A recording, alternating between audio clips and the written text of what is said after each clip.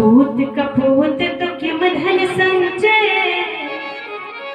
पूत सपूत तो किम धन संचय। किसी भी माता पिता का अगर बालक अच्छा निकल जाए ना तो भगवान की कृपा समझो।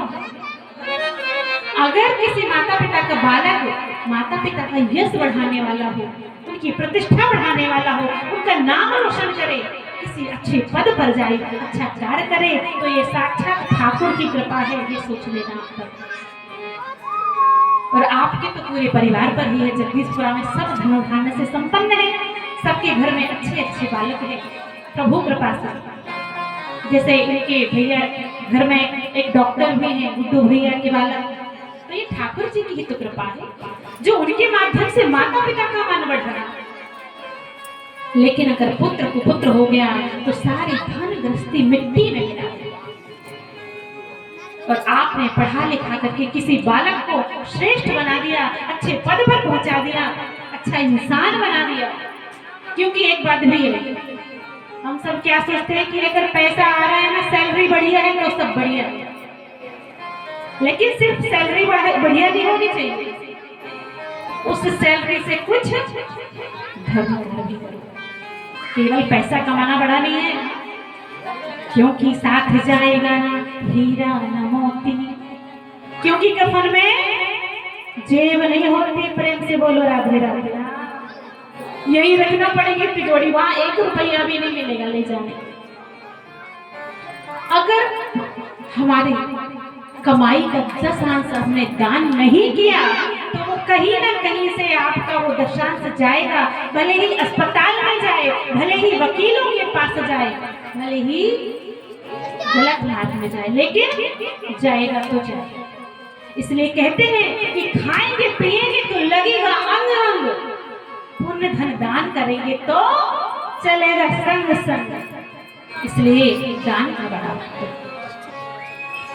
आज दिव्य कथा कहा महाराज पुत्र नहीं है, पुत्र चाहिए। जल्दी से कहिए, सोच रहा है पुत्र नहीं है, क्या किया जाए।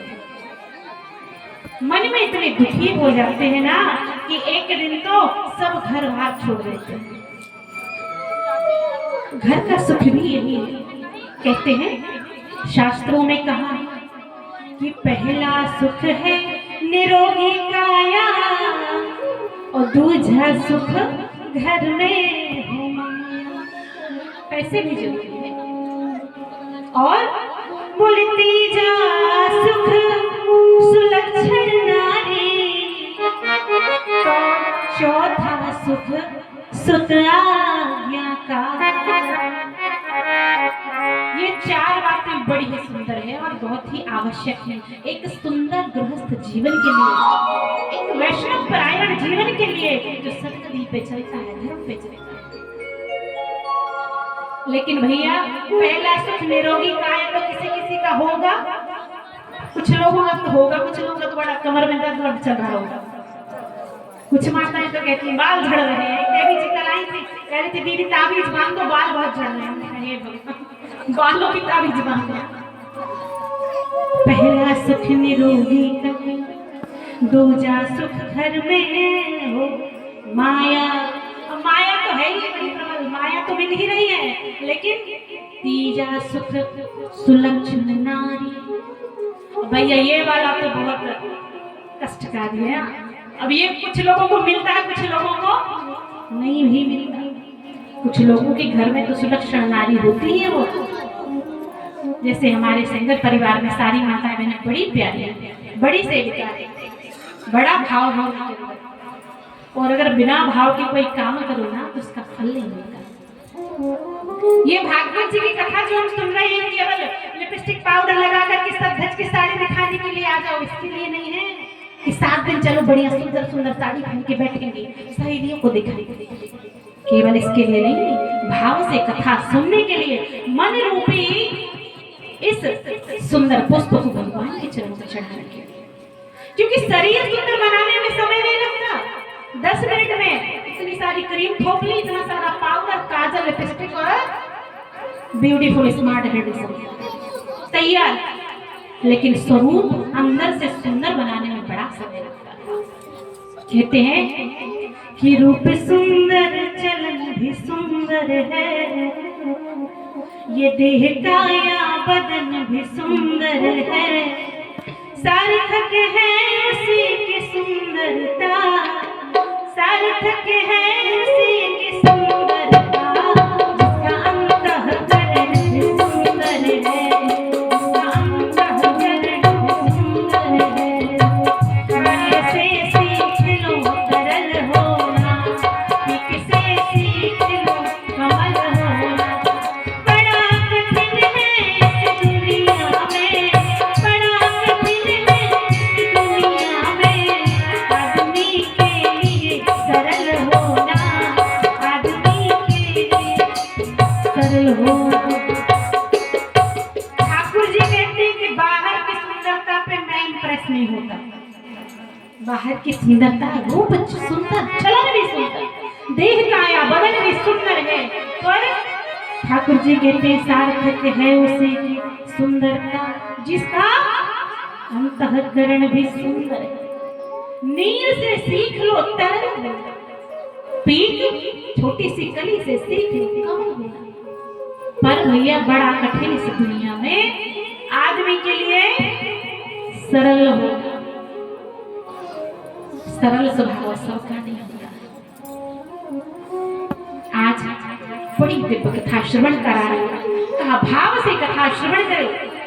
तुंगभद्र नदी के किनारे जो है ब्राह्मण दुखी हो गया, मेरी संतान नहीं है, पत्नी तो घर में है, लेकिन कैसी है महाराज? सुलक्षण। आत्मदेव जी की पत्नी कैसी थी? कथाएं तो बहुत सुनी होगी ना। कहते हैं कि जा घर नारी कुलक्षण होई, ता घर मौत पिया के। पत्नी तो है लेकिन थोड़ी कुलक्षणी है, आजकल भी है, कुछ तो ड्रमों में पैक करने लगी है, नया सिस्टम चल गया। प्रेम से बोलो राजा, सुना ही होगा आपसे। कहा पत्नी है लेकिन कैसी है? लोक वार्ता रतः क्रूरा, क्रूर समझती हो ना, गुस्से वाली, घर घर में नहीं सिस्टम। लोक वार्ता चुगली, बैठ बैठ के बातचीत करने वाले, रतः क्रूरा, और प्रायशो बहुजन पिता। अब ये वैसे भी ना बहुत कॉमन गुण है, जो धुंधली में है ना आत्मदेव की पत्नी में, ये लगभग सबके पास विद्वान होते हैं। नारी स्वभाव सत्य सब कही, अवगुण आठ हृदय उर रह। कैसी है?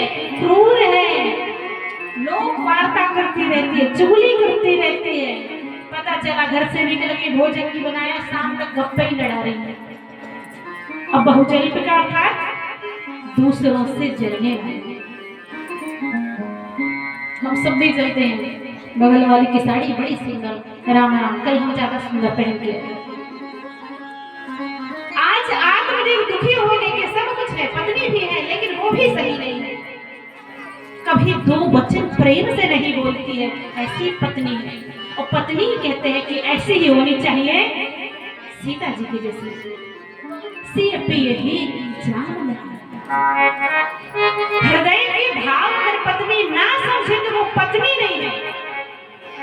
और अगर केवल और केवल अपनी एक पत्नी व्रत धर्म का पालन ना करे, वैसा पुरुष भी कोई पुरुष कहलाने लायक नहीं है। आज मन में बड़ा दुख हुआ, मुझे ये घर बार छोड़ के जंगल चले जाना चाहिए। ना तो पुत्र है, घर में तुलसी का वृक्ष लगा है, छोटा सा बिरवा, वो कभी हरा भरा नहीं होता। पीपल लगा रखा है, वुड लगा रखा है, कभी पत्ते नहीं आते, झड़ते रहते हैं। एक सुंदर सी गोमाता का सेवा हो रही है घर में, लेकिन वो गोमाता कभी बछड़ा नहीं जाती। आत्मदेव ने बहुत सारे यज्ञ किए, बहुत दान दिया, सर्वस्व दान, दीन सर्वदा, इतना दान दिया, स्वर्ण दान दिया, कपिला गौ माता दान करी, लेकिन फिर भी संतान नहीं हो रही। पहुंच गए जंगल में भजन करने के लिए, छोड़ बाड़ के घर परिवार, और आज पहुंच गए कि जाऊंगा भजन करूंगा, या तो भगवान प्रकटेंगे तो पुत्र देंगे, नहीं तो मैं त्यागने के लिए चलिए भगवान का भजन करने लगे। 2 बार हम सब भी करेंगे, बड़ा शोर शराबा कर रहे हैं। प्रेम से बोलो वृंदावन बिहारी लाल की राधे राधे जप चले आएंगे बिहारी, राधे राधे जप चले आएंगे बिहारी,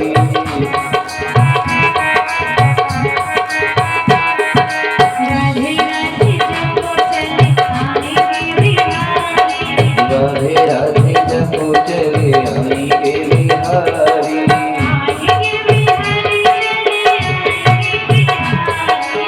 आएंगे बिहारी चले आएंगे